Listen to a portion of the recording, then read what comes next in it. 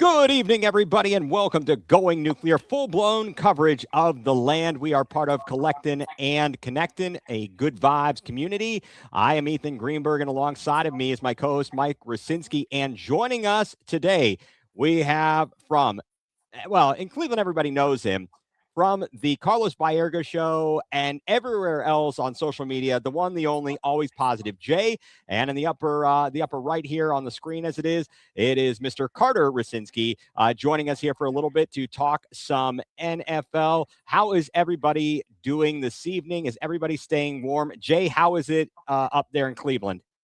Cold and a ton of snow, and it snowed again, and I can't wait to go clear off my driveway for the 14th time this week. Oh my gosh, that is no good. Carter, how you doing? You enjoying some time off school up there? Yeah. Well, it is happening. The Commonwealth can't exactly handle this stuff. Mike, how about you? You've been doing some shoveling? Yeah, 2 days worth of shoveling. I thought that was bad. Not like the 14 like Jay's got over there, but my lower back's already killing me. Yeah, and down here in Richmond, we got ice, a lot of ice as well as snow, so it was not an easy snow removal. Yesterday, we spent a few hours out there. So anyway, well, great. Thank you, everybody, for being here along with us tonight. Thank you for tuning in from across the pond. Mike, always appreciate you being there with us. Guys, just want to start off here a little bit of a national topic. We're going to talk a little NFL, the playoffs, the Super Bowl. Carter, you're a football expert. You're a football aficionado. You're wearing your Tyler Lockett jersey there, Seattle. Can we assume that you were pulling for Seattle in the Super Bowl, or was that just a cool jersey? I don't know. I'm pulling for Seattle. I want Seattle to win it all. So how did you become a Seattle fan? I think you got to let everybody know. I was born in Seattle. That's true. So just by nature, you kind of grew up with it. And then Yeah. we slowly converted you into a Browns fan, but you got Seattle as like your secondary team, right? Yeah. So what did you think of the AFC and NFC championship games? I mean, they were both really good games. They were all both really close. Yeah, and I mean, were you surprised about the New England Denver game? I mean, especially with Jarrett Stidham, I don't think it was as big of a surprise, but were you caught off guard by the decisions of Sean Payton? I mean, kind of. What about that fourth down call where he went for it instead of kicking the field goal and they end up losing by 3? That wasn't the smartest plays. I feel like I'm happy. I didn't want Denver to win. I don't blame you. I don't blame you. Jay, I mean, were you what did you think of the Sean Payton call on 4th and 1? Oh, horrible. Like, I don't know. These coaches, they think they all are outsmarting the coaches all that came before them. You take the points when you get the points, especially in a defensive-minded game. And I couldn't believe him being like an old school kind of coach. Didn't kick the field goal, especially when the weather was fine. And then when the weather gets bad, he can't make one. And I knew it. Second he did it, I'm like, man, the same thing happened to the Bills coach. I was like, second he didn't, or what was it? He gave up the field goal. Right. Because he tried to go for get points with 20 seconds to go. And I'm like, that's gonna cost him after he got that turnover and the other team got the field goal. That's how important field goals are. They act like they're not 3 points is nothing. I'm like, no, it's 3 points. They're huge. They make the biggest difference in games. And these guys just take it for granted, I think now. They really do. They absolutely do. It's kind of crazy. I mean, Mike, Carter, when you're playing Madden, kick your field goals. Yes. Great advice. It's sound advice. My thought was, would Stefanski have gone for it on 4th and 1? For sure. Yes. Yeah. He also. They cost us games so many times. I'm like, dude, I'm pretty sure we would have won if we kicked our field goals today. But now Atlanta has to worry about it. Yes, we're going to get into some coaching talk in a little bit here. So Carter, let me ask you this. The Seattle LA game was fantastic. The Rams, they got shut down. They had the game in their hand, getting that darn close. Were you concerned at all when the Rams were driving and had it, down at about 10-yard line and they could get a first down or a touchdown? Any thoughts there? Yeah, I mean, yeah, I was nervous for a little bit, but yeah, that whole drive was at first because they had it. If what's it called? They had like starting the drive. They played really good defense and they almost had to stop until was it a penalty from Yeah, unsportsmanlike right. conduct? Yeah. That guy Wooten. Okay, so all right, let me just ask you this off-base question, guys. We know that if Jim Schwartz becomes the Browns head coach, how likely is it that one of our players gets a like a taunting penalty like that since he likes them to celebrate? I think Mm, Schwartz would have him doing push-ups on the sideline or something. Old school Yeah, coach like he's that, kind which of we a kind of need. disciplined, Larry guy. I don't remember any particular times that it's happened to us. I just know that he likes to have the guys. He's like, I want you when you make a good play, you got to celebrate, and everyone makes fun of and gets angry with Greg Newsome doing buckling up and everything like that. So I just thought I'd throw that out there. Any prediction for the Super Bowl, Carter? I mean, I mm, know who you want to win. I know you want to win. Are you confident that Sam Darnold will not turn into a pumpkin? no, he's been good all season. Been Okay, good 2 years in a row, right? Yeah. and how dumb must the Minnesota Vikings feel? I mean, to take JJ McCarthy over Sam Darnold Never after he trust the goes Michigan 14 product. and 3 too. Take That's JJ right. It's the McCarthy in the first smartest. round was their first mistake. I never Yeah. understood that. I'm like, and I'm not even trying to be like a Michigan hater because I am one, but Right. like, I was like, he didn't ever do anything that made me feel like that dude's an elite quarterback. He had good teams surrounding him, and he was like Craig Krenzel. And Craig Krenzel, yeah, he Yeah. got drafted. But I mean, I love him to death, but he sucked in the NFL, just like JJ McCarthy will suck in the NFL. And they gave up the guy who's going to win it all. All those quarterbacks drafted in his draft class, not Lamar Jackson, not Baker Mayfield, not Josh Allen. Allen. Sam Darnold is in the Super Bowl. Yep, and there it is. Mike hasn't had a Darnold moment yet in the postseason. Kind of worries me. So that's a possibility. I think Vrabel's going to have them ready. Vrabel will have the Patriots ready. I'm not a betting guy, but one thing I would think about is betting the under on the total of points. I think this could or will be a defensive battle. Carter, do you think this is going to be a defensive battle? Mm, Or do, I think it's more of offense because okay, you think there's going to be a scoring spree there? yeah. Okay. Okay.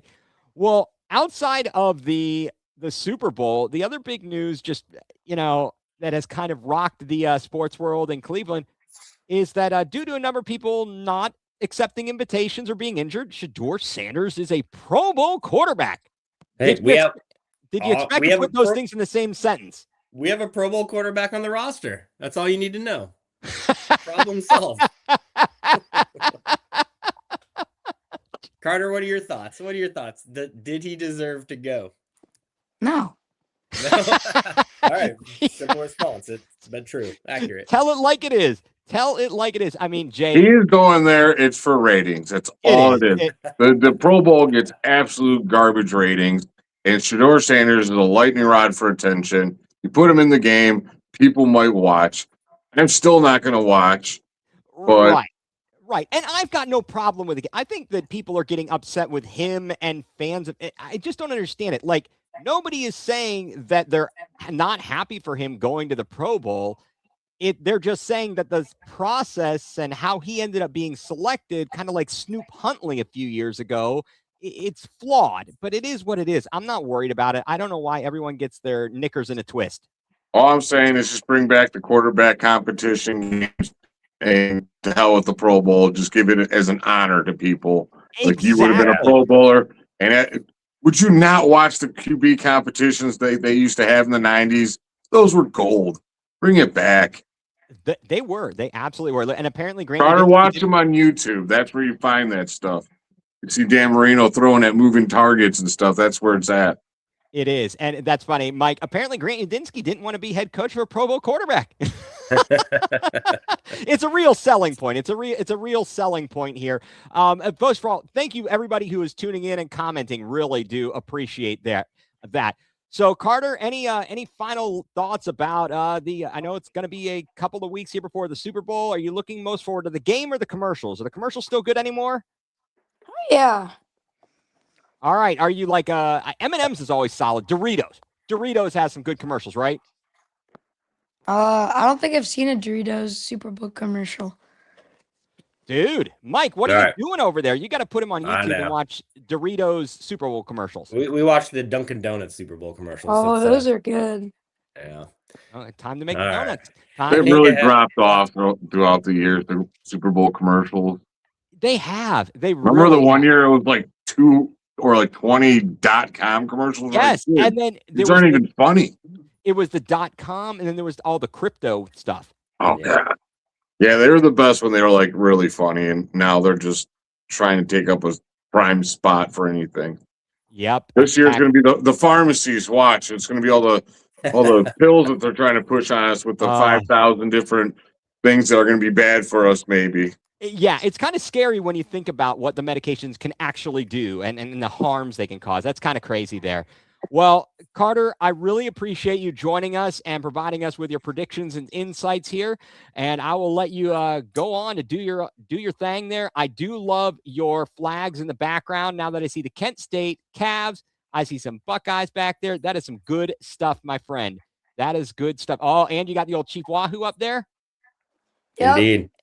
Indeed. Nice. Like, And the good Brown. camera work. He's going to be one of those guys that go out like live, like, well, we're going to live in the parking lot at Muni Lot with Carter here. And he's going to be like, yeah, and he could work his camera good. You got a future, man. You got a future in the biz. He's gonna follow in his father's footsteps. Real party guy. Hopefully be more successful. Well, Carter, thank you very much for joining us again. I don't know, do you have school tomorrow or are you off again? No, it got canceled again. Yeah, my kids too. So, hey, enjoy your day off. Don't be too crazy out there, all right? All right. Thanks for having me on. You're welcome, sir. Thank you for joining us, and we'll have you on again soon. All right, cool. All right. All right, fellas. Okay, so that was some good stuff there. Jay, we got you I think we got on. you on mute there, Ethan.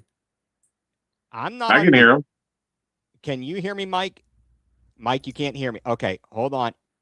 Hit the thing to leave the studio, Mike, and then Mike can't hear me. Hold on a second. We've got this, StreamYard is weird like this, Jay. Have you had this issue before where like all of a sudden it'll stop working?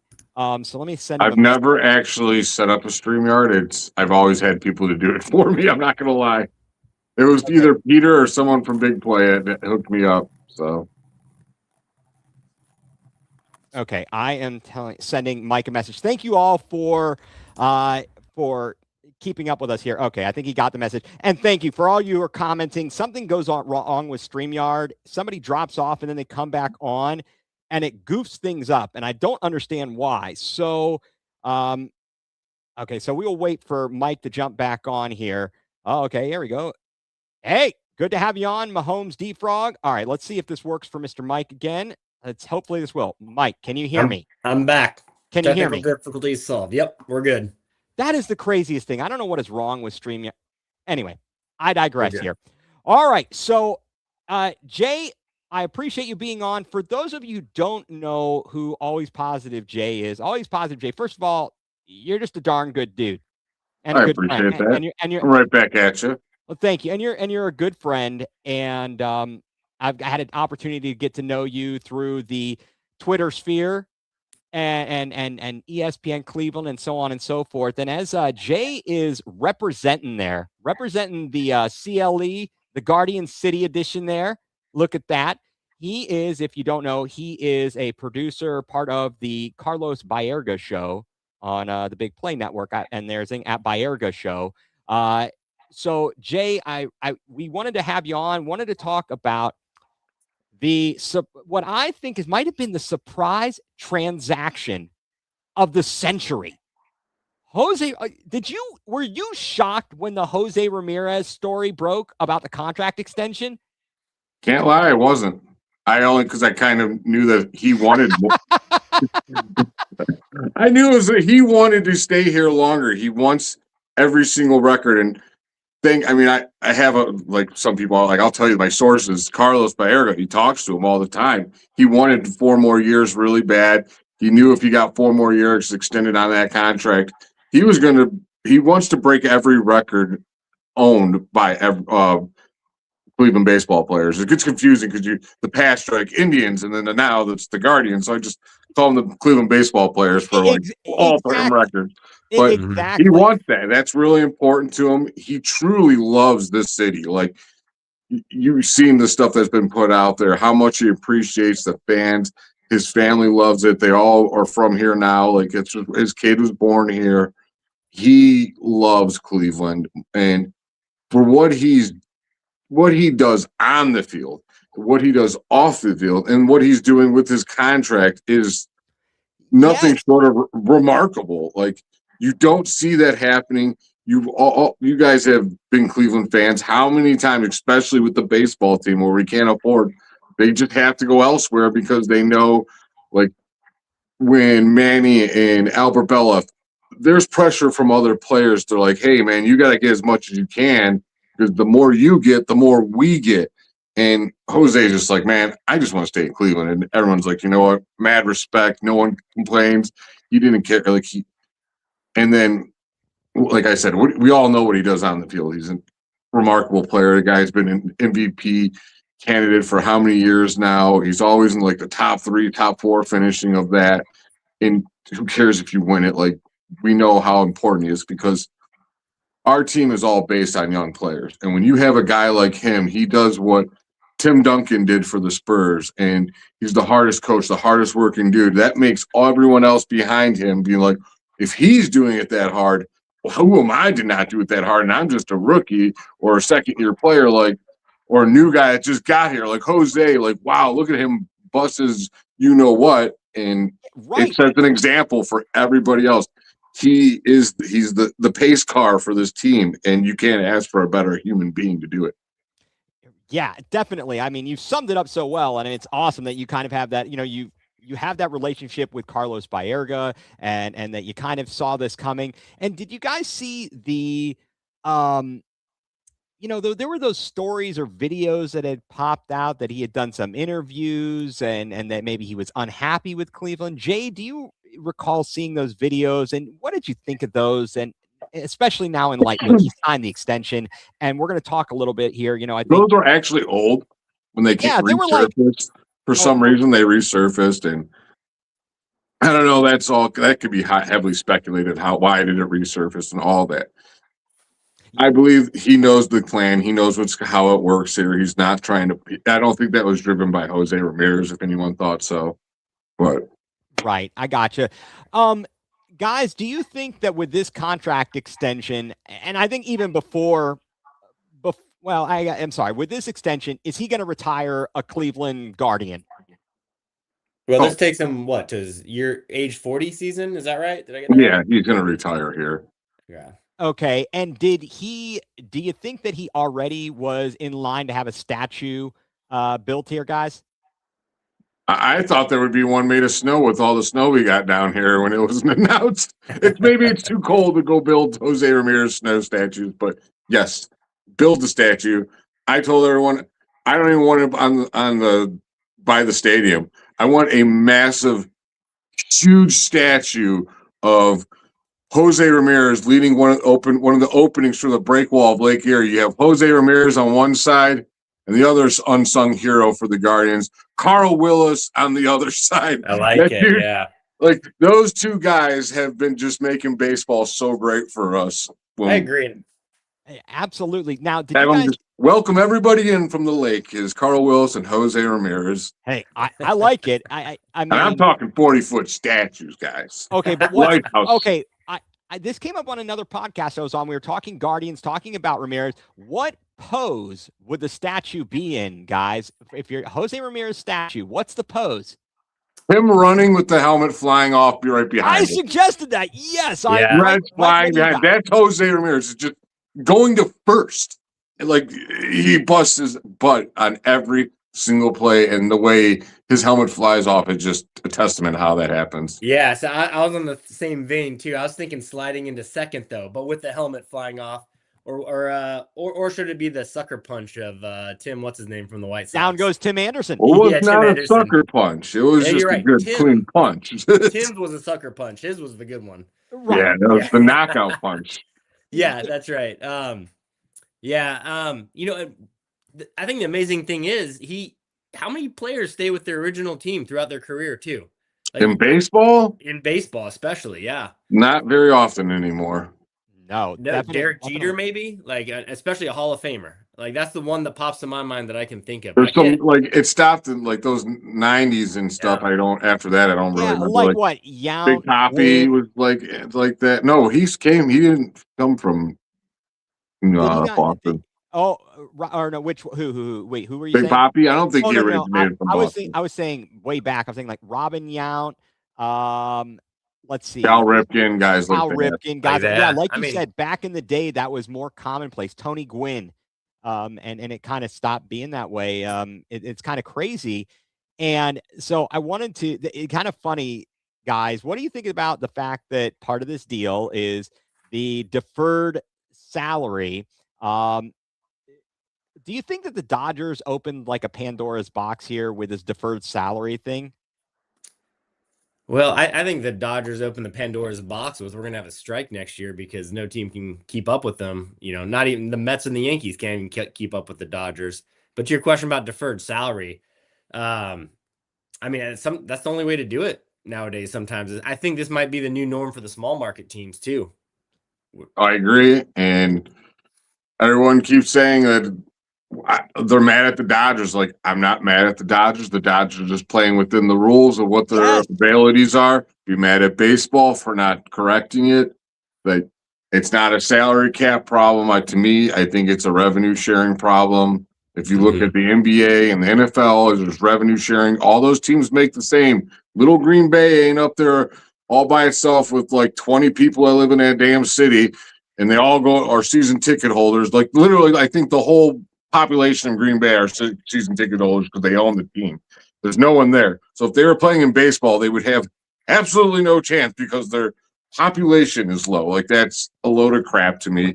They need to fix baseball. They just need to make revenue sharing and then probably do a salary floor too. I would definitely implicate a salary floor. You're never going to get a salary cap. That won't happen. Yeah. Those players their union is strong and they ain't going to go for it. Do you remember, just to call back, when the Indians in the mid 90s sold shares of the team? The owner at the time, who was it? It might have been Jacobs. It might have been Jacobs, yeah. He retained 51%, and then when he sold the team, I think it was before Jacobs, he repurchased all of the shares so he could sell the team. And I only know this because for Christmas one year, I got one share, and I still have the certificate of a Cleveland Indians baseball team. But it wasn't like Green Bay where everybody owned it since the majority sold 51%. Dude, that's amazing. That's like something you put on a resume. I was once part owner of a major league baseball team. I was a minority owner of the Cleveland Indians at the time. Yes, exactly. That's right. Yeah, one share for like $50. Yeah. Load up LinkedIn right now. Absolutely. I think you should. Now, this was something funny that I came across, and I think I've read, it's confirmed, some of the details of the contract. So it's $175 million over 7 years. And it's through 2032. There's a no trade clause. Some of the perks, this is what I thought was funny.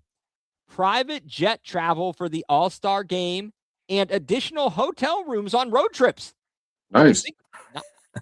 I like it. Does he have a favorite candy? Should we get him more pine tar?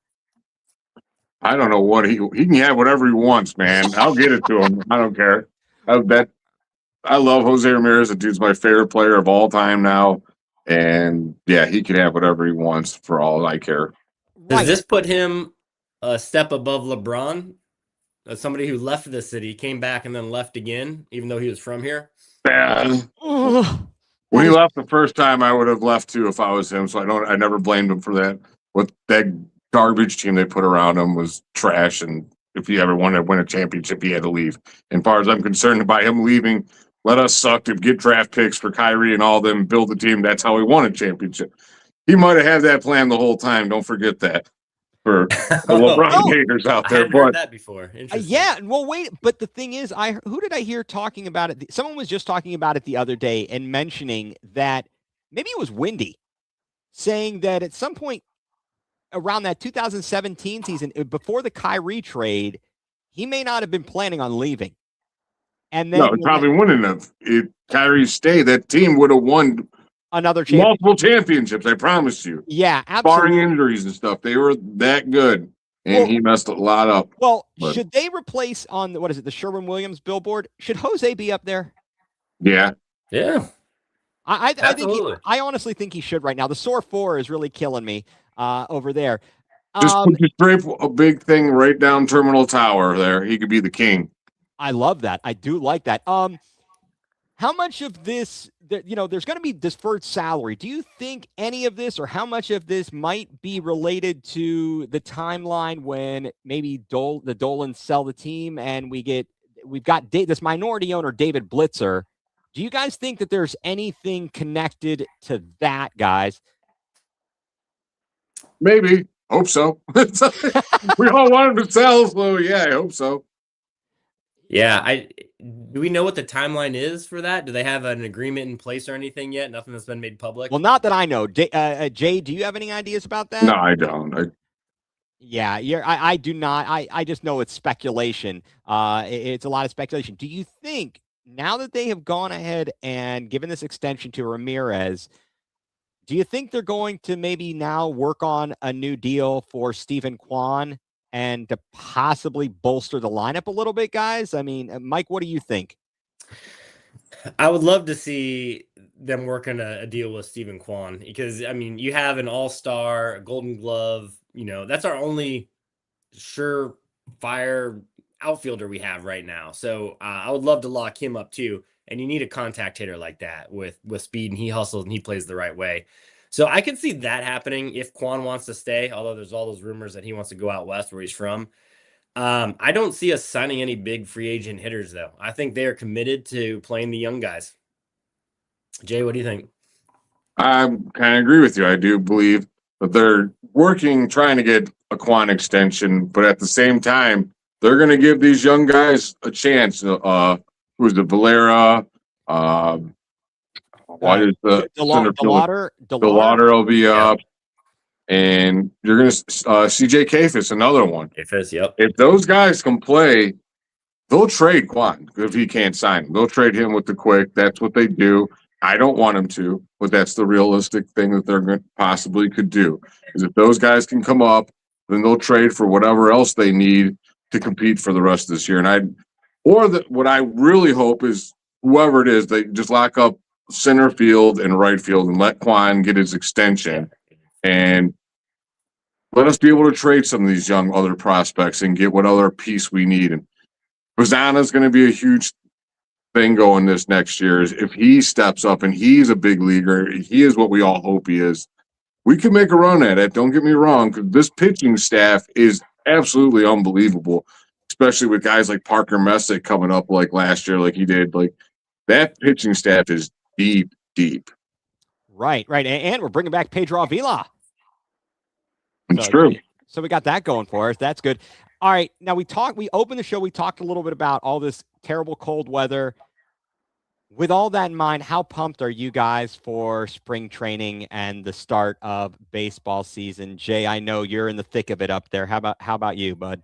I can't wait. When the start of spring training means it's starting to get warm here, and just even thinking about being able to play baseball would be great. Like, I can't wait to get out there in the nice warm weather and watching those guys tear it up on the ball field. Yeah, I mean, the Guardians are really, I think, the best ticket in town. Especially with the young guys coming up. I'm looking forward to spring training, and I've been paying attention more and more to spring training as I'm getting older. I feel like it's an old man's game watching spring training games. I listen to it. I listen to it for sure. Mike, what about you?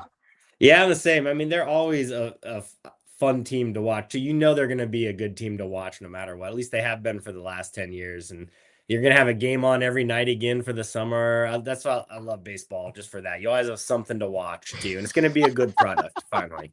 Have either one of you guys ever been to spring training? When I was in high school, my parents took me to when they were still in Florida in the Grapefruit League at Winter Haven. I have not been since they moved to Goodyear. They went back out there. I almost booked tickets and a place to stay. I was real close to thinking about going and covering it, and I'm like, maybe next year. We can go save some more money. Wait, you get to go stay with Albert in Scottsdale. Yeah, that'd be interesting, wouldn't it? Albert in Scottsdale, he'd be talking. You could talk some Minnesota Vikings football. It'd be fantastic, right? Oh, that would be like he was one of my favorite interviews. To interview him was just the best. Like, yeah, and partially intimidating also. Yeah, well, you know what? Actually, tell everybody a little bit about that because I think we talked. I mean, at some point here, hopefully, we'll be having the Carlos Baerga show back on. I mean, but you've had an opportunity with that show to talk to a lot of great former Indians. Of players that we got to interview last year. Like, I hope that we come back next year, and because Carlos has connections like no one I've ever known, and we've had Omar on, Kenny on, Jim Tomey and him have an emotional moment where they're both crying on camera. And as a producer, I'm just like, gold. We're going to click on both cameras here and just step back and let them talk. That was just to see like interview Hall of Fame, like Oral Hershiser was on there. Corey Kluber was on there. We had one of my favorite players, Kipnis, come in, and apparently like we had a moment where we're just talking about things we love and how we have the same name, same number. And we definitely did the Step Brothers. Be like, did we just become best friends? Like, damn straight. I'm like, you want to go outside and do some karate? He's like, yeah. I'm just doing that with Kipnis. Like, I'm like, I can't believe I did this. And it's just a testament of I didn't go to school for any of this. You just put your head down and really aim for what you want. You can get it if you really try hard. That is fantastic. And again, folks, hopefully, like Jay said, hopefully the show will be back on again. That's the Carlos Baerga Show, part of the Big Play Network. Their Twitter account is @Baerga Show, the Carlos Baerga Show. So Jay, I know you've got, you got a headache there. You're a little tired there, but so I'll let you go, because I know it's, you got, I'm sure, an early morning to work tomorrow. Yeah, always got to get up early, and yeah, these lights have been just driving my head crazy, but it's always a blast coming on here with you guys and just talking some baseball. And yeah, definitely. Thank you so much. Thank you for not asking me about the Browns, who I want as the Browns coach, because I don't care. I know. Well, Mike and I will hash that out. Yeah, we'll hash that out here momentarily, but I do want to thank you very much for being with us, Jay. It's always a pleasure. I'm so glad to have you call you a friend, and next time I'm in Cleveland, we'll go to Slyman's to get a corned beef sandwich. Yes, you did your Jack's experience. We'll make it over. I haven't been to Slyman's in a long, long time, but we'll definitely hit up Slyman's. Sounds good, my friend. It was good meeting you, Mike, and tell Carter to keep up the hard work, man. Will do. Thank you. All right, Jay, thank you very much. Everybody, thank you very much. Always positive. Jay joining us here on the program, Going nuCLEar, full-blown coverage of the Lamb, part of Collecting and Connecting, a Good Vibes community. Mike, oh, wait, did Mike have to leave the stage? He had to leave the stage, and he's going to come back. I have a feeling there are the technical difficulties here again. Thank you, everybody who is tuning in. And, well, that's interesting. So football sucks. Okay. Well, I mean, I don't know about that. I think football is pretty good.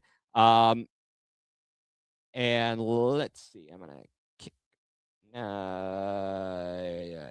don't know what I'm doing here. Kick him. Okay. Mike, I'm going to add you back on. And Mike, can you hear me? I'm back. I don't know. It seems like whenever somebody drops, I lose. But it did, you know what? The funny thing is, I can't remember. It didn't happen last week when the kids were on. I don't understand this, but anyway, yeah, I thought we'd have some fun talking baseball because that's about, in as much as that team disappoints us sometimes or we're frustrated with ownerships there, that's a great story, the Jose Ramirez thing. It really is. Yeah. And I really am, it's all we ever want, I think, as Cleveland fans is people to embrace the city like we do. And Jose is finally a guy that does, even I brought up LeBron earlier, even our homegrown, it seems like superstars and folks, they leave us. But here's Jose, guy from the Dominican Republic that comes in, loves the city, and is willing to take less money. It's still a lot of money, but less money, kind of like the blue collar baseball player to Yes, stay. that's exactly right. Mike, you took the words right out of my mouth. I used that description yesterday in discussing this with some folks. It's a blue collar mentality, the way he works out there every single day. And I really am so thankful that he's going to stick around. And I really hope they build a proper team around him, and they can can we just make one push, one more run at a World Series and not sell ourselves short. I feel like we've been, the one time we made an all-in move, we were one win away. Yep. We were one win away from winning a World Series. And ever since then, ownership has been like, yeah, we're not going to spend that kind of money. And we've been in this cycle. We can get to the playoffs. We can make a push. We can win the division. We've had some fun, but we're still missing that key piece. I do wonder, you see in the offseason this year, they've been focusing on relief pitching. Yes. And I wonder if they think that is with these young hitters, if you can have a dominant bullpen and solid starters, which, fingers crossed we do, you can get through the playoffs with that. That was proven in 2016. So I wonder if that's their cheaper way to try to succeed in the playoffs. And we're just, not seeing it exactly, but it could be a winning strategy. I mean, we'll see. Look, if you have good pitching, you can get through for a while there. But at some point, though, you do need to be able to get clutch hits. You're not going to hold these teams scoreless every time. You're not. I mean, it's difficult, I guess is the point. Unless you're the 1995 Indians against the Braves. That umpiring was sorry to bring that up. That is the epitome of and direct example of why they need the automatic ball strike thing implemented fully, not just as challenges, but I digress with that. So Jay joined us here for a little while. We talked some baseball, and of course, the other big news in Cleveland has been the ongoing search for a new coach for the Cleveland Browns. And yeah, that's right. We lost one of the wild card, 1-0. Yeah, we lost the one wild card game. So yeah, a little hitting goes a long way there. The Browns are still searching for a coach. There's been word that we're close to a decision. It keeps going back and forth. Yeah, at one point it looked like it was going to be up-and-comer offensive coordinator from the Jags, Grant Udinski. Then he withdraws himself from it. He gets a pay raise in Jacksonville, but was still open to the Bills job, which I don't blame him. The Bills job is better. But today the Bills announced they were going with Joe Brady. I don't know whose decision that was. I think people are speculating that was a Josh Allen choice. Yeah. Does it concern you at all that the Browns didn't interview some of these coaches that are getting hired by these more successful teams? It's like a Joe Brady for the Bills. I'm not saying I want Mike McCarthy, but they didn't interview him. Steelers pick him up. Yeah, that's a good question. I think that, so you had a few people that, okay, we had Mike McDaniel lined up, and then he, withdrew his name from consideration. We did a Zoom interview with him, and then he withdrew his name. And he also was set up to interview with the Bills and withdrew his name. And he's going over to be an offensive coordinator for the Chargers. The Mike McCarthy thing, I could have been persuaded to talk to him. From what I've heard, listening to the media and what I've read, it sounds as if they were either going to look for a young, new age candidate like Udinski or Nate Scheelhaase, or they were going to rely on Jim Schwartz. If they were going to go defense, it sounded like they were going to stick. We've already got Jim Schwartz in the building. So I'm not so concerned. We certainly made a call or an inquiry about John Harbaugh, and apparently he gave us the agent or whomever said, yeah, forget about it. We're not talking to you. And he went and took a position elsewhere. I'm not upset, though. If you look at the candidates who have been hired, you've got Mike McCarthy in Pittsburgh, Joe Brady in Buffalo now. Kevin goes to it. Stefanski goes to Atlanta. What are the other openings? Robert Saleh takes the Titans. Mm-hmm. John And yet Harbaugh. the Ravens. Minter. Yep. And he's a defensive coach. And John Harbaugh goes to the Giants. So I'm not overly upset with those who we did not interview here. I'm just kind of wondering or trying to figure out what the strategy is here, who's pulling the strings. I know that some people are there's going to be a portion of the fan base that is not happy no matter who we hire, right? Yeah. I mean, and I think there's also the portion of us who are more upset with the process than the actual result. Yeah. Will you be okay if Nate Shieldhouse is the guy? Would you be okay with him? Are you concerned about his lack of play calling and experience? Yeah, I think that concerns me more than if we were to go with either Todd Monken or Jim Schwartz, who seem to be the other two likely hires. That being said, it's so hard to predict who is going to be a successful head coach and who's not. I mean, we've seen young guys do it, we've seen second stint coaches come back and be successful. We've also seen second stint coaches come back and not be successful.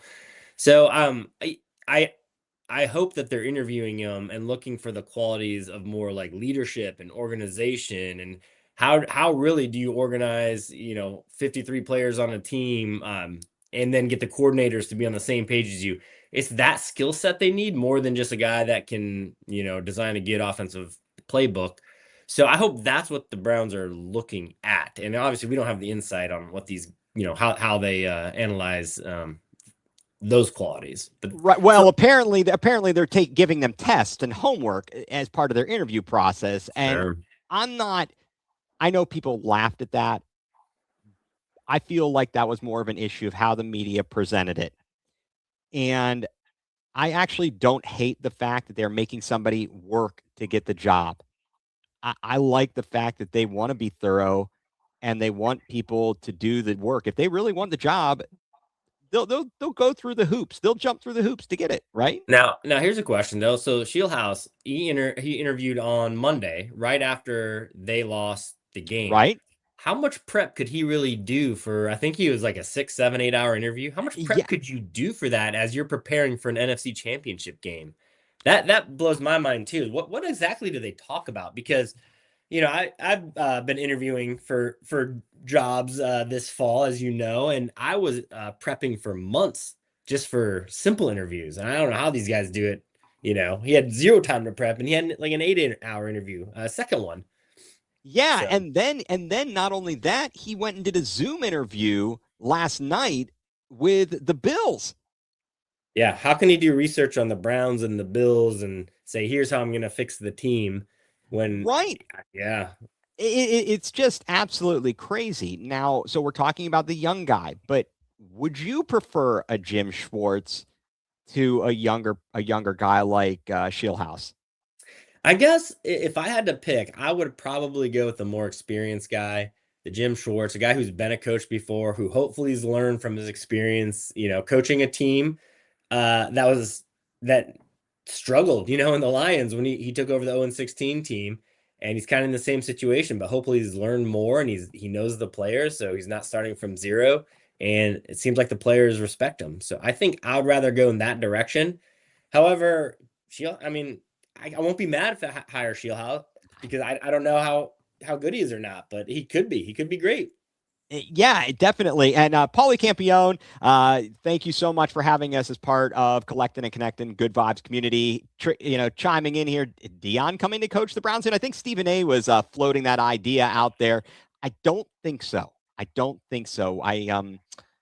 an interesting thought, but I don't think so. He may be unemployed here soon too, the way last season went for him. Oh my gosh, yeah, that's absolutely Colorado, not so good, and I feel bad. I mean, he's got health issues too. Quite honestly. Does he? Really? Yeah, he's definitely had his health issues, and so hopefully he's all right out there. No sweat with that. We talked about this a little bit earlier with Carter and Jay about the decisions in those AFC Championship games. So we mentioned the 4th and 1 that Sean Payton went for and didn't kick a field goal. And then there was the Mike Vrabel call when they were a goal to go. I believe it may have been second down. I'd have to remember that, or maybe it was the third down play. They did direct snap, I believe, to Ramondre Stevenson and got it stuffed. So are the same Browns fans who call Kevin Stefanski stupid going to please share that same energy about Sean Payton and his decisions and Mike Vrabel and his decisions? Well, I think Sean Payton's getting it right now. I saw they just fired their offensive coordinator too. Yes, as a direct result of that. But that's a head coaching call. So it does just show. I think we are so wrapped up in the Cleveland media that we are so focused on that. But I think it happens to all teams. It really does, and that's what I try to reiterate. Is that this is not an only in Cleveland thing. And what's up, y'all? Thank you for tuning in. Everybody who's commenting, thank you very much for being with us this evening. Yeah, it's not an only in Cleveland thing. These things happen everywhere, but people are so frustrated. They act as if it never happens anywhere else. And it drives me kind of bonkers with that. So you look at Kevin Stefanski down in Atlanta. Did you notice he's kind of bringing his friends with him? He announced today at his introductory press conference that he will be letting Tommy Rees call the plays. He's bringing back Bill Callahan. He has not brought along Bubba Ventrone, which I'm very upset about. But do you think he's essentially saying, guys, I stand on business. I don't think it was me or my coaches. It wasn't my fault that we stunk. Look at what we had on the field. I'm sticking with my guys. Do you kind of get that impression? Oh, absolutely. And I think he's learning too, as a second-time coach now who kind of has a redo. He's like, all right, Callahan, obviously that worked out well. Lost him to unfortunate circumstances when his son got hired in Tennessee. I got a chance to bring him back. Let's do that. Tommy Rees loved what he was doing. And let's just get this whole I'm calling plays, you're calling plays out of the way. So we don't talk about that. You did a great job before. So I think he's learning too what to do and how to kind of squash some of this media, stuff that goes on. Yeah. Okay. So this is a good question. So first of all, I just want to let Kenny, thank you for tuning in here. We touched on Shedeur in the Pro Bowl earlier. It is wild. So yeah, thank you again for everybody who's commenting. This was funny. Stefanski said that he believes in player-led accountability. What is that? I don't know. What is that? So who was it? Are we serious? That sounds terrible to me. I got to be honest. Yeah. I got to be honest. You're the leader. You're the boss. You're the head honcho. Oh, 100%. I mean, and everybody got all mad at Myles Garrett. Well, he's not a team leader. He's not a leader. He shouldn't be the one disciplining guys. He's not the one to hold them all accountable. I mean, he has to lead by example, but come on, you're a coach. That's your job. You're the CEO of the team out there. Do your job. Don't give me this baloney. Oh, player accountability. They were neither tough. They were nor smart nor accountable. Nope. They didn't even talk about that the last 2 years. Yeah, they forgot about that. They were none of the above there. That was absolutely ridiculous what was going on there. But yeah, so to the question or the thing about Shedeur Sanders Pro Bowl, I'm not going to go nuts over it. I know people are mad because some are actually saying this is ridiculous. But you know what? Hey, good for him. Enjoy, have fun. It's a ratings thing, as was discussed earlier here. Last year, I heard a thing when Lamar sat out, Drake May went to the Pro Bowl. So, I mean, however you get there, you get there. And if you can put it on your resume, put it on your resume, right? Yeah, I mean, it's kind of crazy that the folks above him that probably turned it down don't get to put that on their resume. Pro Bowl alternate in parentheses or whatever declined. Yeah, something like that. It's kind of crazy, and that's the other thing. All these all-star games, modern day Pro Bowl, everyone knows it's not a big deal anymore. I think, as we were discussing earlier, you should get the credit for it if you're named, if you're selected for it, and they shouldn't. You could have a for fun games, the Pro Bowl games, just for fun. You don't have to be a Pro Bowler. You're invited. Have fun. We get the best of the best to get some ratings here. Yeah. Yeah. It's almost like, it's like really the baseball all-star game too. What gets me about that is everybody says I'm a, whatever, 5-time all-star. And now like Shedeur's gonna say I'm a 1-time Pro Bowler, but really it's a first half award for baseball. At least football, you play the whole season, you get named that. For baseball, you could suck in the second half of the season and you're still going to be called an all-star. Exactly. And the same thing with the NBA as well. It is. Yep. It really is. There's a little past halftime. Yeah. But you're right. A little bit past, but it's the same thing. And again, I appreciate fan voting. Absolutely. But I think that exactly the Pro Bowl is was more prestigious because it is at the end of the year. I think it was more prestigious there. And again, thank you everybody who is tuning in and commenting. Love it. This is fantastic here. So moving on to another Cleveland team here. Oh, wait, there it is. Paulie, absolutely should just be a skills challenge. All about that. Absolutely. I'd be all about that. You could have some fun stuff, but no dodgeball. I don't want Myles Garrett hurting his toe again. Whatever he was doing, whatever obstacle course. This is ridiculous, guys. Let's not get hurt doing this kind of stuff. The Cavs. They're finally starting to kind of take form. And all of a sudden we get the news this afternoon that Evan Mobley is going to be out approximately 1 to 3 weeks. They have confirmed by MRI a left calf strain. He strained this calf earlier this season. Are we cursed, Mike? It certainly seems like it.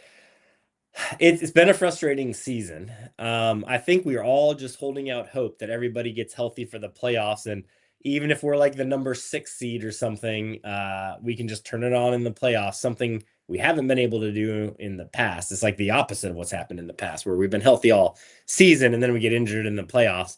I guess, and the silver lining is they're learning how to play without some of their starters, which if they get hurt in the playoffs, at least they'll have experience doing that. And some of these young guys are getting to play, but it certainly does feel like we're cursed the way this season's going. Yeah, it's kind of crazy. So that now that we are at our high mark of games above 500 this season, the Cavs are now 28-20, sitting in the 5 seed, 7 games out of the 1st seed, but only 2 games behind Boston for the number 2 seed. 2 games behind them. That's kind of crazy for as poorly as we have played. I don't think there's a dominant team in the East. In as much as Detroit is out there at 33-11 and they're playing fantastic, I'm not that scared of them, I guess is the best way I could put it. Yeah, especially if we were to get our guys back and see them in the playoffs, where it's a different type of ball game. I think anything's possible there. And we have a lot of playoff experience too. I know we've been bouncing the second round for a couple years in a row now, but that experience does pay off. Detroit doesn't have that. No, not yet. They were in last year, and yeah. I think that JB has him. He's doing what he does well. He's got them playing well. I got to give credit to JB over there. And when we see some of the issues that have happened here in Cleveland, I guess that brings me to one of my kind of questions, which is Kenny Atkinson. I think he's going to survive the season. But if the Cavs fall flat, injuries or not, do you think that Dan's going to have patience for him for next year? Yeah, I do. Coach of the year last year. I know that doesn't mean much. That's usually the curse that you're going to get fired. In Cleveland, it is. In Cleveland, it certainly is. But yeah, you got to take these injuries into account too. So I think there's going to be a little bit of grace, but we'll have to. I'm more curious as if they do underperform or get bounced in the first or second round this year, what's going to happen in the offseason? I think that will be the really intriguing question. And then how does Kenny react to that with a possible new lineup? Right, exactly. I know that Windy was on ESPN Cleveland today. Brian Windhorst, he was talking about the potential people they could move, movable pieces like a DeAndre Hunter or a Jared Allen. But of course, Darius Garland with his toe, that's a problem. I mean, you got these guys injured. What are you going to do? This is going to be tough. This is going to be real tough. And I don't know. What I did want to know um, is when's the next SpaceX trip, and is Lonzo Ball scheduled to be on that? Well, he might already be there. I don't know. Like his head seems like it's in outer space right now with some of his decision making and just standing in the corner shooting threes that he's at like 25%. So I don't know. I don't know what happened to him. Well, I think it's I can't take that guy. I really am frustrated. I'd love to see Tyrese Proctor have a bigger role. He's another big guard. He's a big guard, and if he can get going, I would definitely like it. Windy did say it's easier to move salary during the season than in the off season. And again, here, the big baller brand is terrible. He's not a big baller, and his brother isn't either. That performance in Charlotte was ridiculous. Yeah, the guy that never jumps when he takes a 3-pointer. It's amazing. It's horrible. I don't get it. Yeah. And that's true. The big baller brand shoes messed him. It did. I had heard the stories, dude. Those shoes were horrible. And you got to take care of your feet. That's just kind of the bottom line there. So I don't know. Cavs, they got a big matchup. Got LeBron coming in. LeBron and the Lakers coming in tomorrow. Then we got this West Coast trip. I don't know. The jury is out. I guess we'll just keep on watching and see how it all goes, right? That's all we can do. Yeah, this West Coast trip's going to be interesting. See if they can come out with a winning record. It's going to be tough, though. It's going to be tough. It is, and we are going to need Jalen Tyson to step up as well. And I like what he's doing, although, one of the OGs of going nuclear, Madison Delaney, she says, I don't like his defense. He's not a good defender. They need to work with him on that. Swapping him out the big baller brand shoes every quarter in LA, which is kind of ridiculous. That is crazy. Absolutely crazy. Well, Mike, it is that time. It is that time. And there's so much going on. Mike, can you tell us what has you going nuclear this week? What has me going nuclear? I guess, can I just stick with the whole Pro Bowl? I know we've already talked about it. Go right ahead. Absolutely. But I do agree. It's just kind of a joke. Okay. So I don't think it shouldn't bother a lot of people. Who really cares? But it does go on your resume. And so Shedeur Sanders with his 3-4 record and more interceptions than touchdowns is going to be able to say, as a rookie, I was a Pro Bowler, with no context. 10 years from now, that nobody's going to go probably look at his stats from 2025 with no context. It is pretty ridiculous. I agree with you and what has been said that if there are injuries or whatnot, the people that were voted in as starters, they're the Pro Bowlers, and then everybody else should get a participation trophy for showing up and playing in the game. That's really how it should be. Wow. That finally somewhere that the participation trophy actually would be appropriate, right? Right. Yes. It really would be appropriate if that's where it is. Okay, Mike. What has me so many things, shoveling snow, that has me going nuclear, all these types of things. But folks, what has me going nuclear this particular day and week is keyboard warriors. Timmy Tough Knuckles. Why is it that on social media, if you state an opinion, you get attacked for it? I don't have a problem with someone questioning your opinion. But if the person who's questioning your opinion is constantly someone who's yelling at others and acting like a Timmy Tough Knuckles, I got a problem with that. Listen, the whole idea of these social media platforms allows people to express opinions. There is no reason to yell at others and on your keyboard, that is. There's no reason to be screaming at them and giving profanities at them. This is ridiculous, guys. It's not that serious. And I don't know what to tell people in today's day and age, but seriously, we got to give it a rest. It's good. It's fun. Let's have fun with these things. It's not that serious, guys. So what has me going, nuCLEar, are keyboard warriors. And as Jacob gave me the term, I don't know if he heard it elsewhere, Timmy Tough Knuckles. I like it. I do like I do like the Timmy Tough Knuckles, and there it is. People who don't Yeah. Yeah, it is. And I mean, look, if I make bad takes or something like that, I hope that I can stand behind it or at least take the criticism. And I'm not going to go and call someone a bleepity bleep, bleep, bleep, bleep, and all that sort of stuff. So I just, people, can we calm down and stop acting a fool? I like it.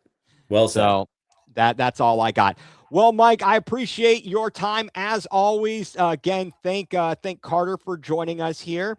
And of course, want to thank Paulie Campione, and we want to thank as we are a part of Collecting and Connecting, Good Vibes community. Thank you all who have tuned in and commented. It makes our show great. Really appreciate you all being here. So, Mike, I hope you have a great rest of your week, and hopefully we don't get hit with any more weather this weekend in the Commonwealth. Absolutely. I hope so too. I'm done shoveling. Yeah, I am definitely not. I don't want to be doing any shoveling anytime soon. So, everybody, thank you all for tuning in. For Mike Rasinski, I'm Ethan Greenberg, and you've been tuned in to Going nuCLEar, full-blown coverage of the land.